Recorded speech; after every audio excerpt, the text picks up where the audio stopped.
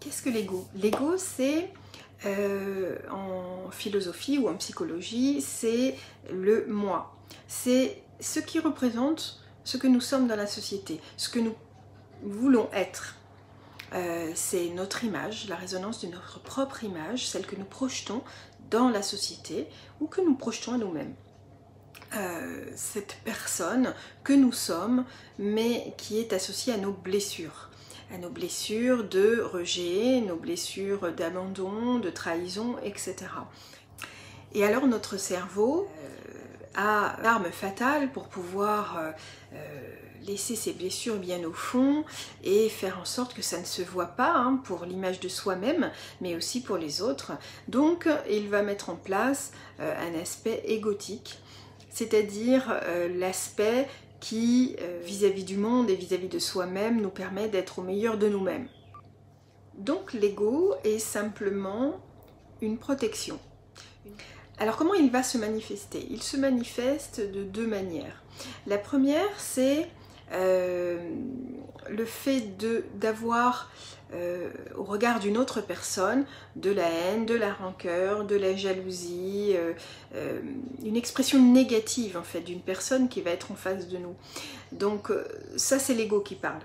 C'est-à-dire que il y a un besoin d'analyser ce qui résonne chez nous quand on regarde cette personne-là. Quand on se dit je n'aime pas cette personne parce qu'elle est de telle et telle manière, il faut regarder ce qui résonne à l'intérieur de nous-mêmes. Pourquoi nous n'aimons pas cette personne? Pourquoi nous éprouvons de la jalousie, de la haine, de la rancœur contre l'autre? Parce qu'en fait, l'autre est simplement le miroir de nous-mêmes. Donc il va simplement refléter nos propres blessures. L'ego se manifeste aussi lorsqu'on est en survalorisation de soi-même et que l'on veut prouver aux autres ce que l'on est, ce que l'on sait faire. Alors ça peut se manifester en face à face, hein, vis-à-vis des personnes, simplement en leur disant moi je suis comme ça, je sais faire ça, etc. Et souvent c'est l'ego qui parle. Alors il y a des cas où ça n'est pas l'ego, puisqu'il y a des cas où on sait ce que l'on est au fond de nous. Mais dans ces cas-là, en général, on n'a pas forcément besoin de le dire et de le prouver aux autres. Donc c'est quand même majoritairement quand on prouve aux autres ce que l'on sait faire, c'est majoritairement l'ego qui parle. L'ego fait partie de cette évolution spirituelle. Complètement.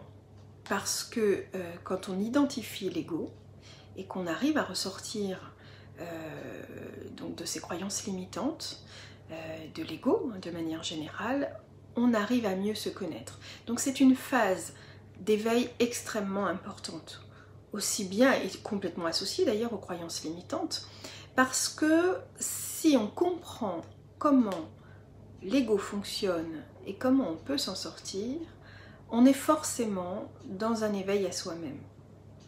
Donc c'est une des premières phases de l'éveil qui est fondamentale pour pouvoir être dans la connaissance du soi. Alors, comment faire?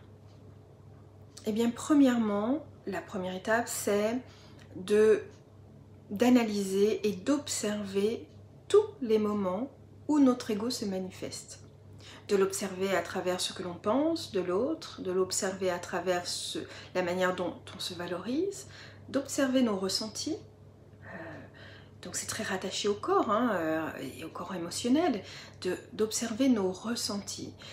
Qu'est-ce qui se passe à l'intérieur de nous? Qu'est-ce que cela va chercher? Alors l'ego va toujours nous dire non mais c'est pas ça, tu te trompes, cette personne-là n'est pas bien, il faut la rejeter, etc. Non, il faut aller beaucoup plus loin que ça. Il faut aller analyser ce que cette personne en miroir va interpeller chez nous. C'est pas évident. C'est un exercice qui peut se faire sur le long cours. Ça ne prend pas 2 jours. Mais c'est extrêmement important dans chaque situation de se remettre à l'intérieur de soi et d'analyser pourquoi on réagit comme cela. Pourquoi on est dans la jalousie, dans le rejet, dans la haine, ou alors dans la survalorisation du soi, pourquoi on est dans cette situation et regarder finalement ce que la personne en face de nous ou ce que nous-mêmes nous renvoyons. Je vous donne un exemple. À l'école, par exemple, on peut être dans le rejet d'une personne qui est premier de la classe, qui arrive, donc qui a finalement toutes les sollicitations des professeurs, etc. Et pourtant on se dit, je n'aime pas cette personne parce que je n'aimerais pas être comme elle. Puisque moi, par exemple, je suis quelqu'un qui a une certaine notoriété, même si je ne travaille pas forcément bien à l'école, etc. Ce n'est qu'un exemple. Eh bien, en fait, si, quelque part, ce premier de la classe nous interpelle parce que nous aimerions être à la hauteur intellectuelle de cette personne-là. Et nous avons l'impression, par nos croyances limitantes, que nous ne pouvons pas être à la hauteur de cette personne. Or, c'est totalement faux.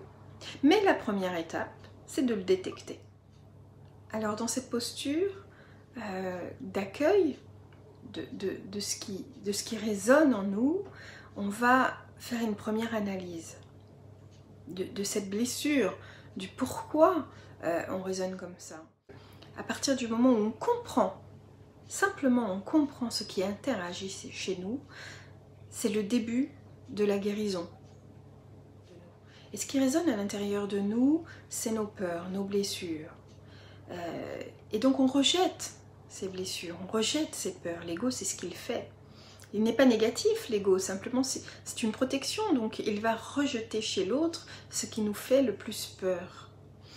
Donc très souvent, il y a souvent un problème de confiance en soi ou d'estime de soi. C'est un peu la maladie du siècle, entre guillemets. Donc on va aller de manière juste et être dans sa vérité et se dire, ce qui résonne en moi là, c'est que j'ai pas assez confiance en moi et que j'aimerais être comme ce petit garçon qui réussit, mais que j'en ai pas forcément la capacité. Ce qu'il faut, bien sûr, ce qu'il faut puisqu'on est dans des croyances. Mais déjà, la première chose, c'est accepter complètement d'être dans l'acceptation de cette vérité-là. Alors dans cette posture d'accueil, de compréhension du soi, il va falloir, à un moment donné, en second temps, observer les émotions qui remontent. Aller un peu chercher dans son passé. Qu'est-ce qui a bloqué chez moi? Qu'est-ce qui fait que je n'ai pas assez confiance? Et ça, c'est dans un second temps, on va libérer ces émotions parce qu'on va être en capacité de comprendre notre positionnement égotique, d'aller l'analyser, de regarder dans notre passé ce qu'il s'est passé qui a fait appel à cette, entre guillemets, défaillance, de blessure, cette blessure tout simplement. Et après, on va chercher à la guérir. C'est une étape qui n'est pas simple et qui se fait aussi sur de longs cours, mais quand on est dans l'analyse de tout cela, on est dans la compréhension et du coup on est dans un changement progressif de notre ego, parce qu'on met l'ego de côté, c'est-à-dire qu'on est capable de l'identifier et du coup d'observer ses réactions et de ne plus réagir dans l'ego. Donc on va le mettre de côté et en le mettant de côté, on sera capable d'être dans cette analyse et cette compréhension de plus en plus de ce que l'on est, de notre propre vérité. Alors quand on fait un travail comme ça sur ces émotions, il y a évidemment des émotions négatives qui ressortent. Et ces émotions-là, on a souvent tendance à les mettre de côté, fermer la porte à nos émotions. Or, c'est pas comme ça qu'on traite une émotion. Une émotion, il faut l'accueillir. Parce que à partir du moment où on va l'accueillir, on va la comprendre. Et comprendre encore plus profondément ce qui résonne à l'intérieur de nous. Et donc, quand on aura compris ça, l'analyse après, a posteriori, une fois que l'émotion est sortie, ce sera de de se dire mais finalement c'était juste ça qui m'a bloqué, qui m'empêchait d'avancer et qui était une croyance limitante qui a fait ressortir cet ego. Donc à partir de ce moment-là, on va pouvoir se libérer de cette partie de peur, de ce blocage émotionnel. Et donc on ne sera plus en situation de haine, de jalousie vis-à-vis de l'autre ou d'orgueil de soi-même. Il existe des moyens pour aller au cœur de soi-même.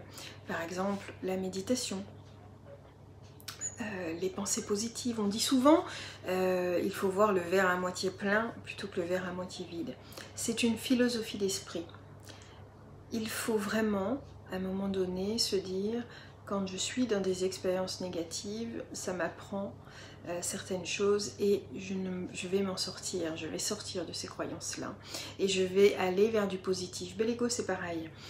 Il faut se dire que on a cette capacité en nous de sortir de ces états négatifs et égotiques et que l'on a cette capacité à dépasser tout cela et à le dépasser rapidement. La méditation aide énormément parce que elle permet d'aller à l'intérieur de soi. Et donc, quand on va à l'intérieur de soi, on se découvre et on se découvre dans sa vraie personnalité, pas dans ses peurs.